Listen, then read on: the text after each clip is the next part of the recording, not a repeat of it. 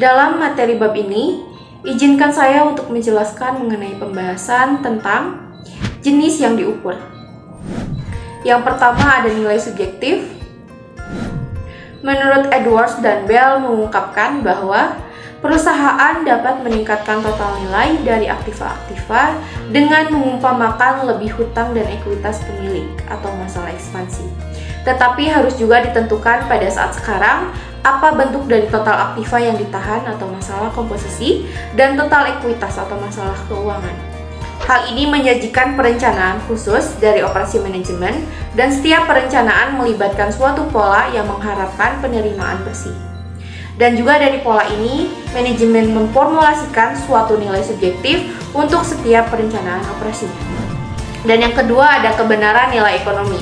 Menurut Mathesis mengungkapkan, poin berat dari penilaian telah bergeser secara langsung. Aspek-aspek psikologi dari manfaat pengukuran atas pengurangan nilai dari pertimbangan nilai diasumsikan dan diberikan. Oleh karenanya, perhitungan penilaian telah menjadi bagian yang dominan dari penilaian. Hasil langsung dari setiap metode ini adalah sesuai dengan jenis perbedaan penyusutan. Hasil-hasil ini biasanya dikategorikan seperti biaya atau nilai. Dan yang ketiga ada biaya. Biaya adalah apa yang mengacu pada ekonomi seperti biaya oportunitas. Yang selanjutnya kesempatan atau alternatif terbaik harus dikorbankan untuk memperoleh sesuatu. Pengorbanan yang dibuat diharapkan menerima sesuatu dari keuntungan. Biaya menyajikan pengorbanan di mana nilai memiliki keuntungan di masa mendatang. Mereka berhubungan terhadap yang lainnya dalam suatu biaya yang terjadi dalam mengharapkan penerimaan sesuatu dari nilai. Seluruh biaya merupakan nilai-nilai dalam pengertian tentang yang dikorbankan harus memiliki beberapa keinginan. Kecuali jika tidak berharga, tidak akan ada pengorbanan yang dibuat. Dan yang terakhir ada nilai. Menurut teori ekonomi neoklasik mengungkapkan bahwa nilai dari suatu barang adalah sama terhadap kepuasan yang diterima oleh seseorang dari mengkonsumsi unit terakhir. Seiring perkembangan standar akuntansi, pendekatan dan metode pengukuran ini dapat mengalami perubahan untuk mencerminkan kondisi dan kebutuhan bisnis yang berkembang. Perkiraan terhadap kebenaran nilai ada dua, yaitu nilai sekarang dan nilai pasar. Nilai sekarang. Kami menyebut prosedur nilai sekarang adalah suatu metode penilaian langsung karena dalam perhitungan nilai dari suatu aktiva sesuai secara langsung dengan sumber dari nilai yang berhubungan terhadap penerimaan kas bersih yang akan datang dengan jasa atau keuntungan masa depan dari suatu aktiva. Untuk menemukan nilai sekarang, ada 3 variabel yang dibutuhkan, yaitu yang pertama, jumlah kas masa yang akan datang, dan yang kedua, tingkat bunga, dan yang ketiga, horizon waktu. Nilai pasar. Edwards dan Bell mengatakan bahwa jika suatu pasar dikendalikan, apakah oleh para broker, pembeli, atau penjual, perbedaan di antara harga pembeli dan penjual sepertinya yang terbesar karena termasuk pembayaran monopoli. Biaya instalasi dan transformasi juga dikarenakan harga masuk dan harga keluar yang berbeda. Harga pasar adalah tujuan dalam pengertian yang merupakan ringkasan laporan keuangan dari sisi luar perusahaan lainnya. Oleh karenanya, harga pasar merupakan penting dalam akuntansi karena nilai pasar memberikan gambaran aktual tentang apa yang mungkin diperoleh atau dibayarkan untuk aset atau kewajiban tersebut jika diperdagangkan saat itu. Nilai terhadap pemilik atau bisnis.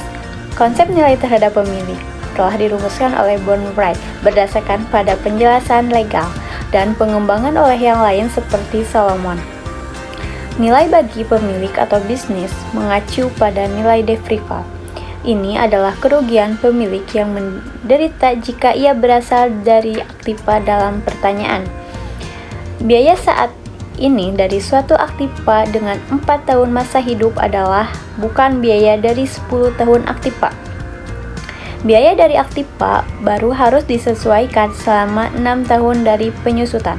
Dan jika tidak ada aktiva yang dapat menyediakan 4 tahun dari jasa pada sedikit lebih biaya selanjutnya, biaya saat ini dari keberadaan aktiva harus biaya terendah dari aktiva baru. Jika aktiva baru meliputi perbaikan teknologi yang meningkatkan kualitas dari jasa, selanjutnya biaya dari aktiva baru harus disesuaikan untuk perbedaan ini sebelum biaya dari aktiva baru dapat dioperasionalkan sebagai biaya saat ini dari aktiva yang lama. Metode penilaian. Yang pertama, ada nilai sekarang. Metode ini mempekerjakan item-item keuangan moneter untuk jangka panjang, seperti piutang, pembayaran jangka panjang, saham, dan juga sewa. Selanjutnya, ada kas yang diharapkan.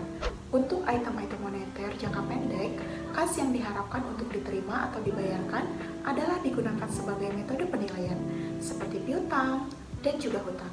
Karena periode waktu melibatkan waktu jangka pendek, dan nilai waktu dari uang adalah tidak signifikan. Dengan begitu, nilai sekarang secara tidak formal digunakan. Penting untuk mempertimbangkan jumlah dari kewajiban biaya yang akan datang, karena pembayaran kas atau pertimbangan lainnya yang dikorbankan. Oleh karenanya, metode dari penilaian dari hutang jangka pendek adalah kas yang diharapkan untuk dibayar. Selanjutnya, ada biaya historis. Untuk aktiva non-keuangan seperti persediaan, tanah, bangunan, mesin, perlengkapan, dan biaya historis, hal ini merupakan bagian dari aktiva non-keuangan yang akuntan tidak setuju atas metode sebelumnya. Pilihan yang serius terhadap biaya historis merupakan biaya saat ini dan harga keluar. Selanjutnya, harga pasar. Penggunaan dari harga pasar adalah suatu pengecualian terhadap biaya historis. Dalam menggunakan biaya terendah atau metode pasar, aktiva dinilai pada nilai pengganti atau NRV, item-item persediaan tertentu seperti perusakan dan menguasai kembali barang-barang merupakan nilai NRV.